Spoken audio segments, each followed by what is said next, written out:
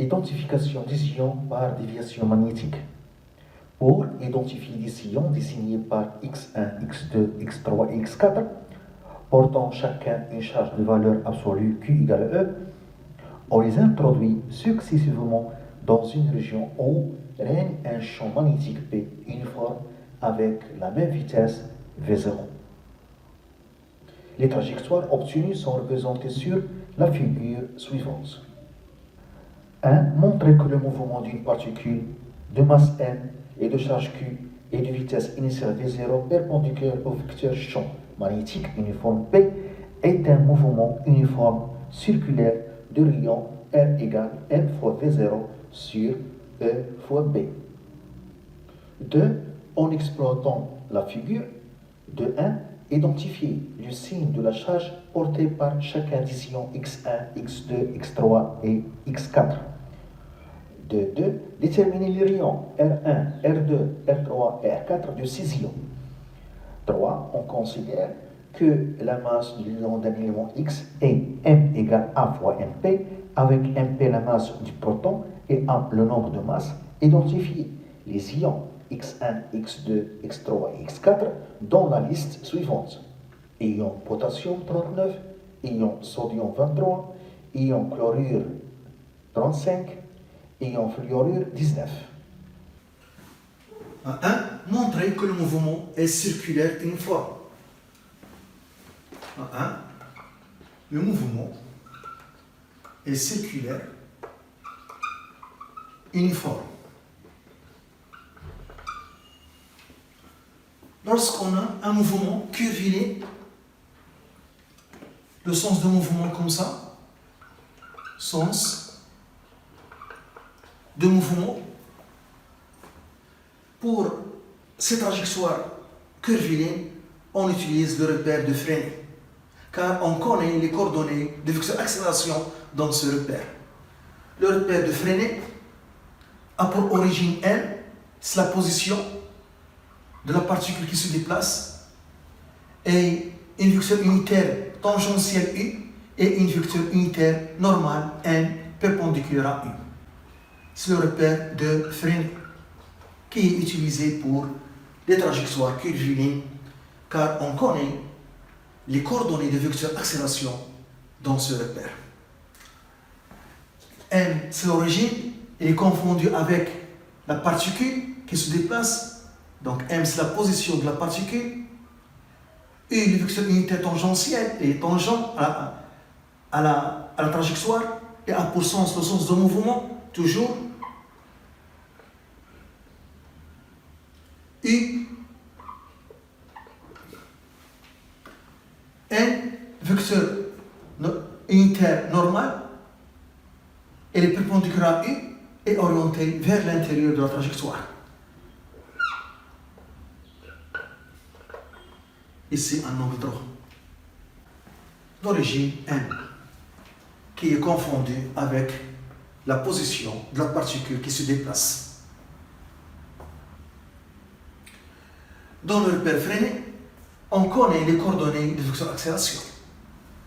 Dans ce repère, A est égal à T, U, la composante, ou bien la coordonnée tangentielle, vecteur unitaire U, plus à N, la coordonnée normale, vecteur unitaire N.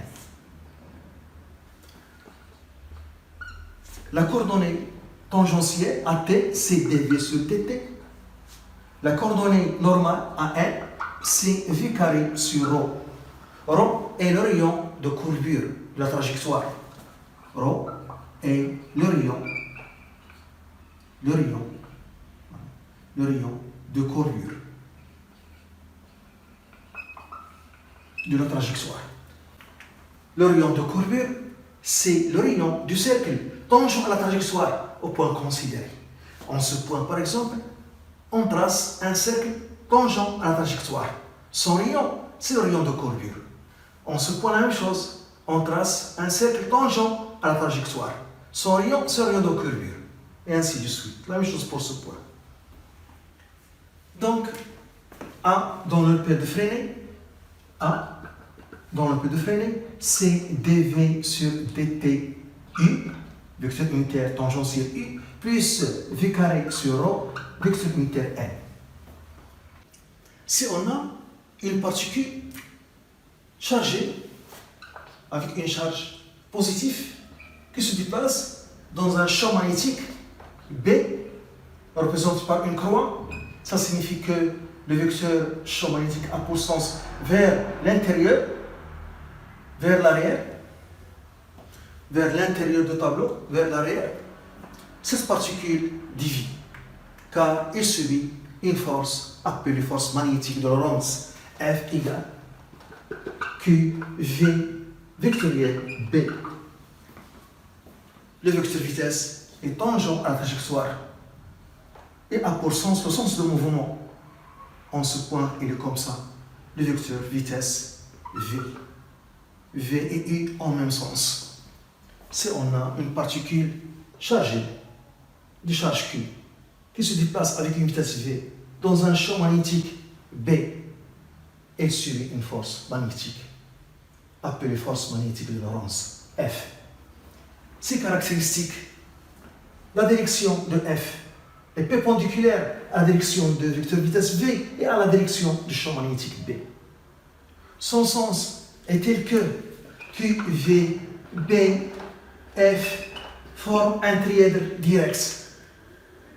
On applique la règle des 3 doigts de la main droite pour former un trièdre direct.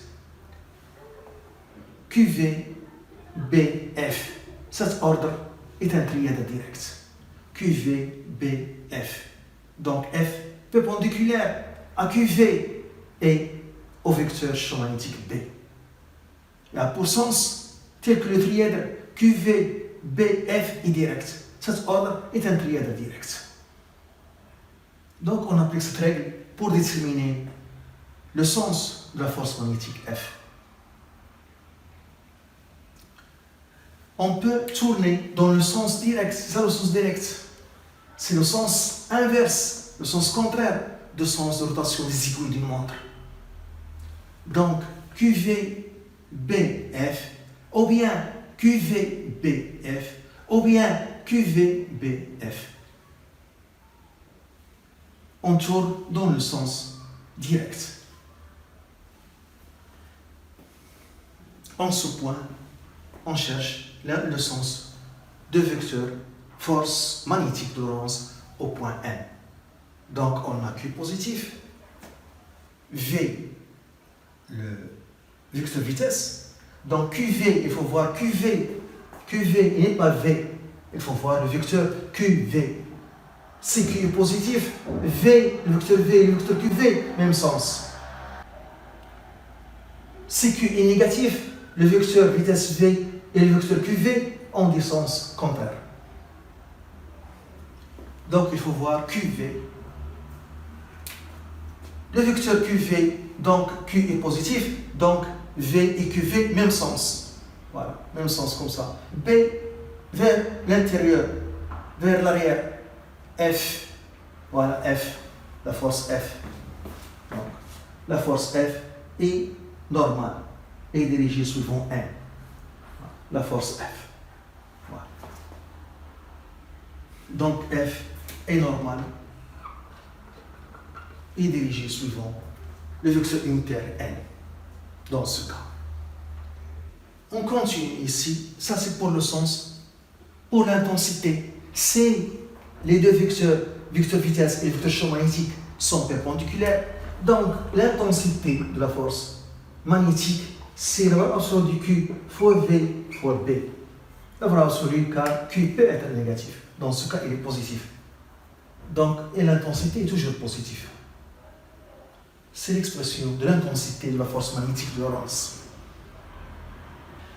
Pour montrer que le mouvement est circulaire et uniforme, on applique la deuxième loi de Newton. Donc, la somme des forces extérieures appliquées est égale à MA.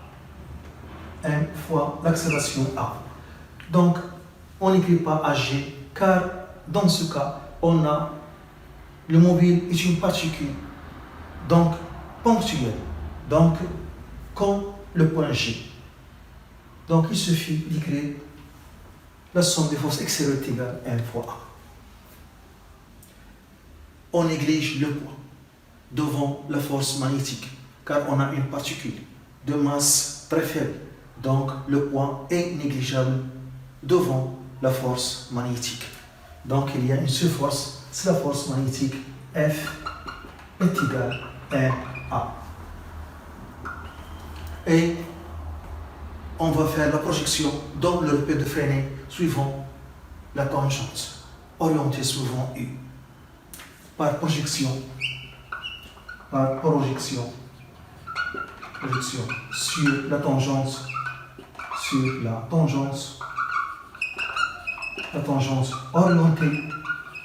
orientée suivant U, suivant le vecteur unitaire U, on écrit Ft est égal à T.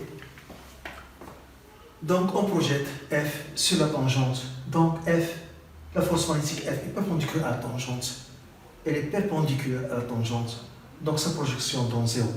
Donc 0 est égal à T. Donc l'accélération AT est égale à 0.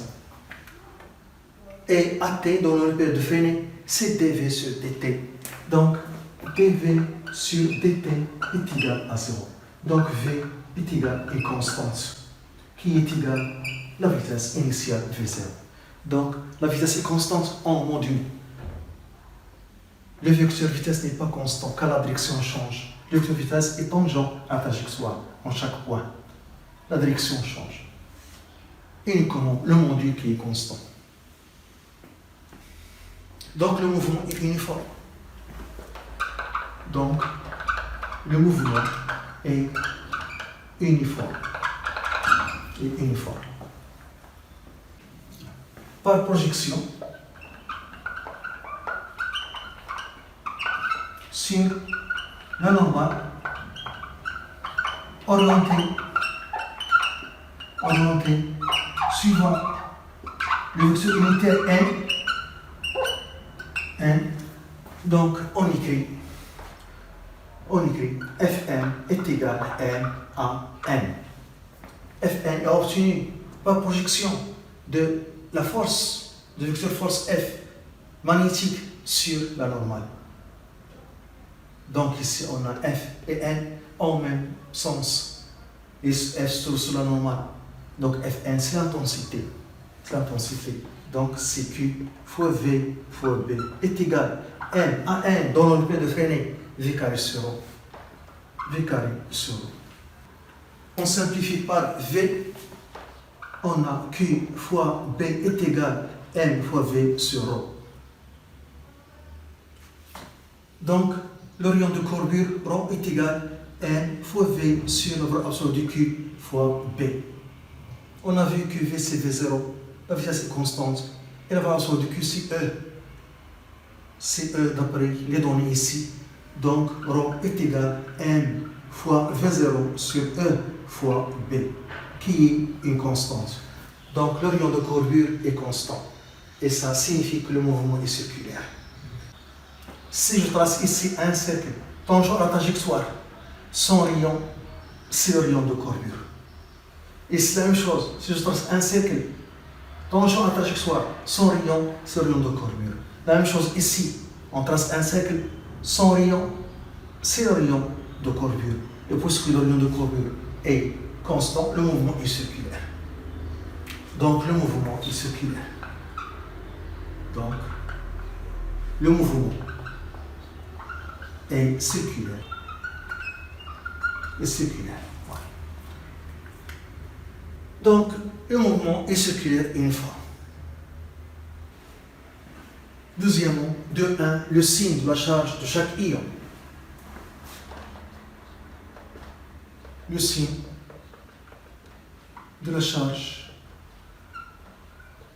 de chaque ion.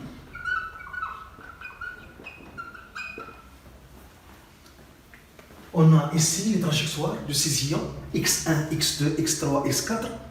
Donc ici, on a la déviation vers la gauche et ici, les déviations vers la droite. Pour la déviation vers la gauche, ça signifie que le sens de la force magnétique vers la gauche. Donc le sens de F, la force magnétique en ce point, c'est vers la gauche. car la déviation vers la gauche. Et j'applique la règle des 3 doigts pour trouver la charge, le signe de la charge de chaque ion. Donc QVBF, trièdre direct. Les doigts sont perpendiculaires. Donc, on a VB d'abord. B, on a représenté B par une croix. Ça signifie que A pour sens vers l'intérieur, vers l'arrière. V0 vers le haut. Donc, B vers, voilà, vers l'arrière, B vers l'arrière, QV en haut, F vers la gauche, voilà. Donc, c'est pourquoi les trajectoires sont à gauche, en ce point. Voilà. Donc, QV, B, F. Donc, QV et V en même sens. QV et V en même sens. Donc, Q est positif. Car QV et V en même sens. Donc, X1 est un ion positif. Donc, X1 est un ion positif. La même chose pour X2. X2 est un ion positif. Pour les déviations à droite, on a des déviations à droite parce que, en ce point, le sens de la force magnétique vers la droite. Donc, toujours B vers l'intérieur, QV, voilà. Donc, la règle des 3 doigts de la main droite. Donc, B vers l'arrière, QV, F vers la droite, car les déviations sont vers la droite en ce point. Donc, QV vers le bas. Donc, QV et V en des sens opposés. QV et V en des sens opposés. Donc, Q est négatif. Donc, 6 ions sont négatifs. Donc, X3 moins et X4 moins. Les rayons de 6 ions. Les rayons des trajectoires de 6 ions. Donc, pour X1, pour X1+, pour le rayon X1+, le diamètre, ça c'est le diamètre de sa trajectoire, donc divisé par 2 pour trouver le rayon. Donc 20,36 divisé par 2. Voilà. Donc pour rayon R1, 20,36 divisé par 2. On trouve 10,18 en centimètres. Pour X2 plus, c'est ça le diamètre de sa trajectoire. Donc c'est 20,36 moins 8,36 divisé par 2 pour trouver le rayon. Donc R2 est égal à 20,36 moins 8,36 divisé par 2. Donc on trouve 6 cm. Pour X3 moins, c'est ça le diamètre de sa trajectoire. Divisé par 2, on trouve le rayon. Donc R3 est égal à 30,29 moins 20,36 divisé par 2. On trouve R3 égal 4,965 cm. Pour X4 moins, R4 est égal, donc c'est ça le diamètre, divisé par 2 pour trouver le rayon. 38,62 moins 20,36 divisé par 2. 38,62 moins 20,36 le tout divisé par 2. On trouve R4 égal 9,13 cm. 9,13 cm. Troisièmement, identification des ions. Identification des ions.